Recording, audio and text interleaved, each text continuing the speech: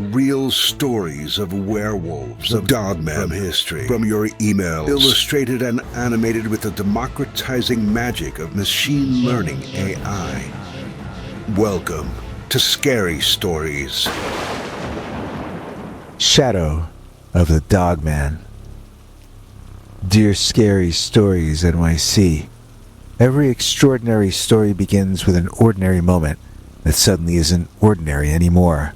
Mine started on an evening in August, sitting on the wraparound porch of a mansion I had no business living in, cradling a cup of coffee that was about to shatter, literally and figuratively. I was 22, recently graduated from college, and desperately needing somewhere to disappear to. The house-sitting job had fallen into my lap through a friend of a friend, one of those miracle coincidences that feel like the universe finally throwing you a bone. The pay was generous, responsibilities minimal, and the location was about as far from my crap Milwaukee apartment as I could get. The estate sat nestled in one of those unnamed wealthy lakeside communities where old money hides from new money. Dense pine forests stretch everywhere, broken only by glimpses of crystal clear lake water. For weeks, for me, it felt like paradise. I'd wake to bird song instead of traffic. I'd spend days reading in magazine-worthy gardens and fall asleep to wind through ancient trees instead of sirens. There was something else, too, an energy I couldn't pin down, a sense of being watched that had nothing to do with security cameras. The groundskeeper avoided certain property sections entirely, muttering about letting sleeping dogs lie. Neighbors would drop their voices at the market, conversation halting when I approached, replaced by polite smiles and questions about how I was settling into the old place. Then came the sounds at night. Not quite howling, not quite human, something that seemed to rise from the earth itself. I'd lie awake listening, city-trained instincts screaming danger, while my rational mind explained it away as wind, or maybe owls. The smells came next, musky, wild, ancient, like something that had never known civilization's touch. It would drift across the property on certain evenings, strong enough to make me scan the tree line with growing unease. That particular hot evening, I'd settled into my favorite porch spot with coffee. The sunset painted the lake gold and amber, and for the first time in months, I felt genuinely peaceful. The coffee was perfect, the temperature just right, and maybe, just maybe, I could heal here. That's when I saw movement in the tree line. At first I thought it was wind stirring branches, but the movement was too deliberate. Something large was moving through the forest, about 100 yards away, and whatever it was moved upright. My logical brain suggested a bear standing for better view. There were black bears in that area, but as the figure stepped into a moonlit clearing, logic abandoned me entirely.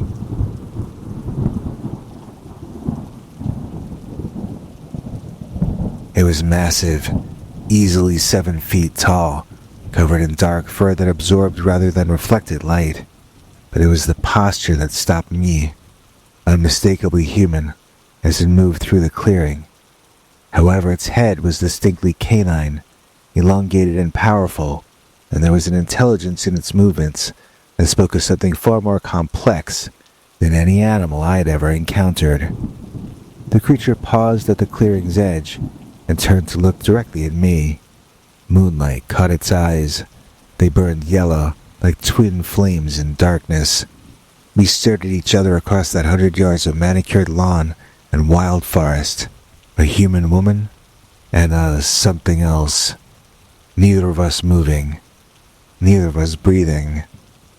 Time suspended in that moment. My coffee cup grew cold as I tried to process what I was seeing.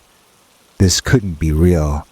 Things like this didn't exist, didn't walk casually through wealthy lake community forests, didn't regard suburban house sitters with what looked disturbingly like curiosity. The spell broke when my coffee cup slipped from frozen fingers, shattering against the porch floor. The creature's head tilted slightly, not startled, just interested, like it was filing away new information about this strange new human who sat on porches and dropped things. Then, as deliberately as it had appeared, it melted back into the shadows. One moment solid and undeniable in the clearing, the next gone, leaving only disturbed branches and overwhelming certainty that my quiet summer of healing had become something else entirely. I stumbled inside on shaky legs. Every door got locked, every window checked, every curtain drawn tight. I reached for my phone, but who would I call? And what would I say? That I just had a staring contest with a dogman? Instead, I spent the night hunched over my laptop, frantically searching for large animals in that region, for any explanation that would let me sleep again. By morning, exhaustion and logic had started their work. Stress, unfamiliar surroundings, too much imagination, it all added up to a reasonable explanation for what had obviously been some kind of hallucination. The shattered coffee cup on the porch suggested otherwise, but I swept up pieces, and I tried convincing myself it proved nothing. Coffee cups fell all the time. But deep down, in the part of me that still believed in monsters, I knew better. Something extraordinary lived in those woods, and somehow, for reasons I couldn't understand, it had chosen to reveal itself to me. The man who owned that sprawling estate was, by all accounts, nearly a ghost himself. In 3 months of caring for his property, we'd spoken perhaps 4 times, each conversation leaving me with more questions than answers. He was wealthy, obvious from the house, the grounds, and the casual way he'd offer me more money than I'd made in a year previously. But his wealth had a peculiar quality, old and secretive, the kind that whispered rather than shouted. Our phone conversations were brief and oddly formal. He'd call from exotic locations, Monaco, Singapore, Buenos Aires, asking perfunctory questions about property maintenance. But there was something carefully detached about these check-ins, as if he were deliberately avoiding real details about his home. The strange instructions started from day one. Never venture past the old stone boundary markers. Always burn food scraps rather than composting them. If I heard unusual sounds at night, I should ignore them completely. Weird stuff like that. When I mentioned odd smells and sounds drifting across the property, his responses were dismissive to the point of rudeness. Probably just deer. Or the lake plays tricks with sound. His tone discouraged further questions, clearly signaling certain topics were off limits. Only after my encounter did I see his absence differently. This wasn't just busy businessman delegation. This was someone actively avoiding his own home. His expensive travels were less about business and more about staying far away from whatever claimed his forest as home. The morning after my first sighting, I made a decision that should have terrified me, but didn't. I was staying. Not just staying. I was going to figure this thing out. Maybe it was stubborn determination that got me through my college, but something about that creature's behavior nagged at me. It could have been threatening. It could have charged or roared. It could have done anything to send me screaming back to Milwaukee. But instead, it had simply observed. There had been intelligence in those yellow eyes, thoughtfulness that spoke of something far more complex than a simple predator. I spent days researching cryptid sightings in the region. The internet was full of blurry photos and breathless testimonials about dogman encounters, most reading to me like fantasies. But buried among some obvious hoaxes were accounts that made my skin prickle with recognition. Descriptions of creatures that walked upright, watched humans with unsettling intelligence, seemed to claim specific territories. More importantly, I found stories about coexistence. Indigenous accounts spoke of forest guardians who could be approached with respect and patience. Modern testimonials from people who'd learned to share land rather than flee. The common thread was simple. Treat them like intelligent beings, and then they might respond in kind. My background with rescue animals suddenly felt relevant. Basic principles were the same. Approach slowly, respect boundaries, let them set the interaction pace. It started with small offerings, food scraps at first, left near the tree line where I'd first seen the creature. Each evening before sunset, I placed a portion of dinner on a flat stone I designated as neutral ground, and then I'd retreat to the porch to wait and to watch. First few nights nothing visible happened, but by morning, food was usually gone, and the area showed signs of careful disturbance. Not the chaotic mess that a raccoon would leave, but deliberate, almost tidy consumption. Something was accepting my offerings with surprising politeness. After a week, I upgraded my approach. The local butchers sold me raw meat portions, and I began leaving more substantial offerings. A few pounds of beef or venison, carefully wrapped and placed with the same respectful ceremony. And that is when things got interesting. The meat disappeared faster, usually within an hour, but more importantly, I began seeing shadow movements during evening rituals. Nothing dramatic, just suggestions of something large shifting among the trees, watching with growing familiarity. I started talking during visits, keeping my voice low and conversational, the same tone I'd use with skittish rescue animals.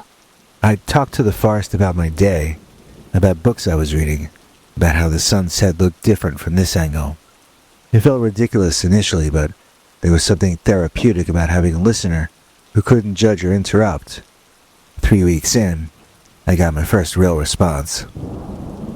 I just placed that evening's offering, particularly nice venison the butcher recommended, when I heard a soft sound from the tree line. Not quite a growl, not quite a sigh, but something almost conversational. Looking up, I could see a shape at the clearing's edge, no longer bothering to hide completely. "Hello," I said softly. "Thank you for letting me stay here." The shape shifted, and I caught a glimpse of those yellow eyes reflecting sunset's last light.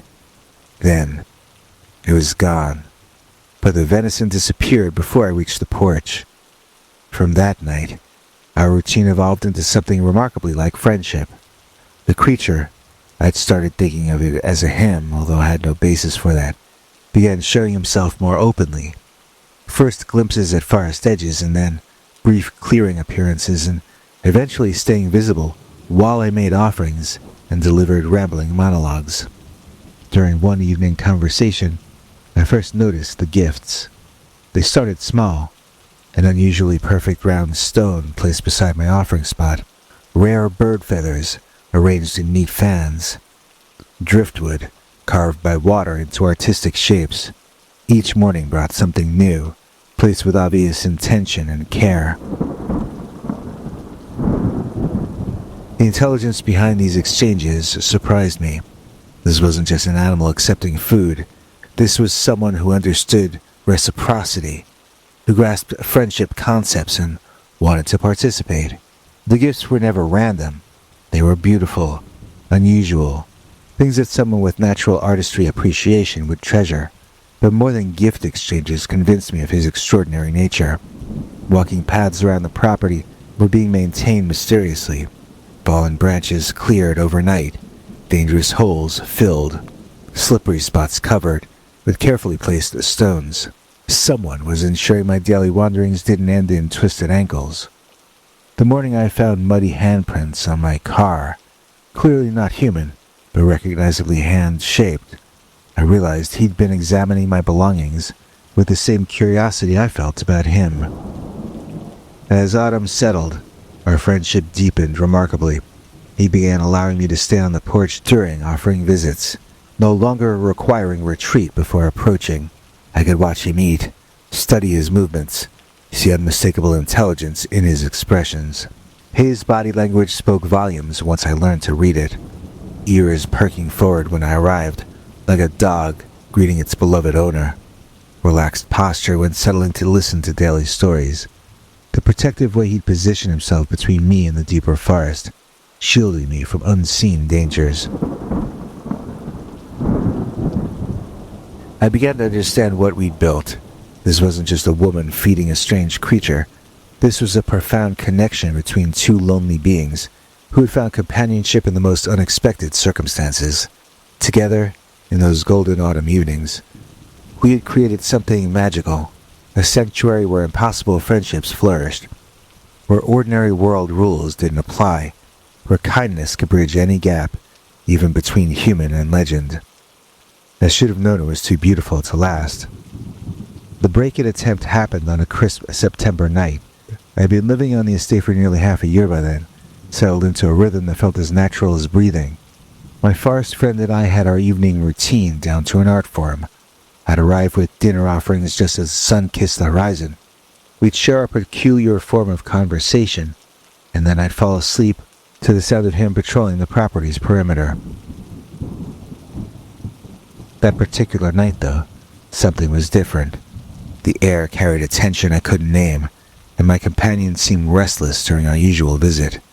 Instead of his typical relaxed posture, while he accepted my offerings, he kept lifting his massive head to scan the deeper woods, ears swiveling like radar dishes, picking up signals I couldn't detect. I should have trusted his instincts. Around midnight, the sound of someone testing the back door lock jolted me from deep sleep. My heart beat against my ribs as I crept to the upstairs window, every instinct screaming that this was not some innocent mistake. 2 figures moved around the house with flashlights, clearly casing the property with practiced efficiency. The nearest neighbors were miles away. Cell service was spotty at best, and calling 911 felt like a futile gesture when help was at least 20 minutes away. But I wasn't alone out there. Not anymore.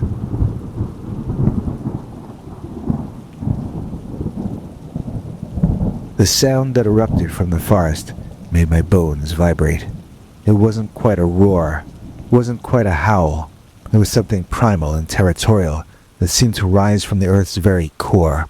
The intruder's flashlight beam swung wildly toward the tree line as that bone-chilling call echoed across the property, bouncing off the lake and returning as a ghostly chorus. From my window perch, I watched as the Dogman emerged from the shadows like something from humanity's oldest nightmares. Moonlight caught his massive form as he stepped deliberately into the open, making no attempt to hide his presence. 7 feet of controlled power. The intruder's panicked shouts shattered the night's stillness. Car doors slammed, an engine revved desperately, and tires spun on gravel as they fled into the darkness. My protectors stood sentinel until their taillights disappeared around the lake's curve. And then, slowly, methodically, he went back to patrolling the house's entire perimeter. When his yellow eyes found mine in the upstairs window, something passed between us. Acknowledgement, gratitude, the unspoken understanding that we were truly partners. He had chosen to protect not just the territory, but me too.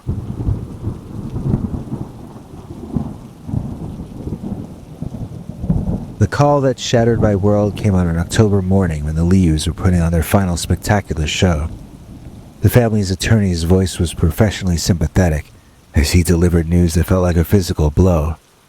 My employer, the homeowner, had passed away suddenly while traveling abroad, and I needed to vacate the property immediately.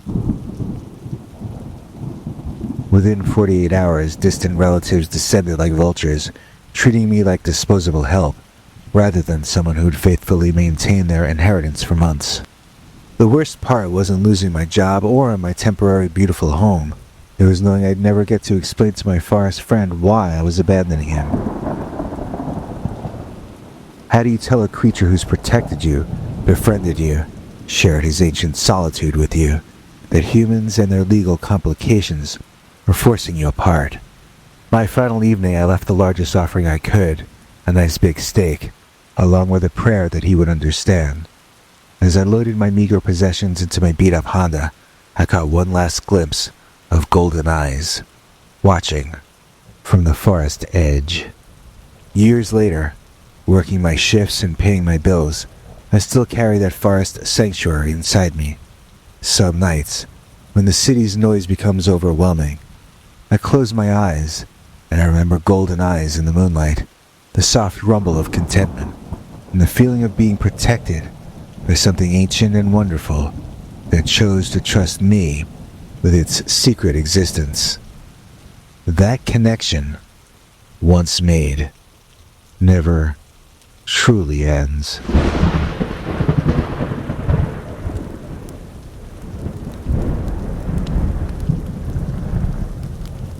His kindness just goes on and on. I'm talking about John Carnagon. Please join me in thanking John Carnagon, who is a channel member of this channel, but who decided on top of that to donate to us using the Super Thanks button here on YouTube. Thank you, John Carnagon. And if you would like to help this channel stay online like superhero John Carnagon, then listen to what our international TV spokesmongrel Henry Lee Dogman has to say. Oh, Henry. Thanks, Biggie. And thanks to all of you for watching this far. If you liked it, please click like. If you'd like to see more of our work, please subscribe. And also click that bell icon if you'd like to be notified when we put out a new episode. To become an executive producer, you can donate to us through the thanks button under each of our videos or through our paypal.me/PeterBernard209 page. To receive cool perks like secret uncensored Dogman episodes far too wild to ever run on this channel, you can become a YouTube channel member by clicking the join button. Or join our PayPal subscribers club at peterbernard.com. Joining either at the $3 a month level or above gets you access to our over 25 hours of secret uncensored Dogman stories available nowhere else. Do you have a scary story about Dogman or some other kind of high strangeness that happened to you? Let us know by emailing us at scarystoriesnyc@gmail.com or by leaving us a voicemail message at 804-LA-SCARY. You may need to call back on that one. It cuts off after, I think, 3 minutes. And if you don't want to do any of that stuff, thank you for simply watching to the end. Good night, and have a scary tomorrow.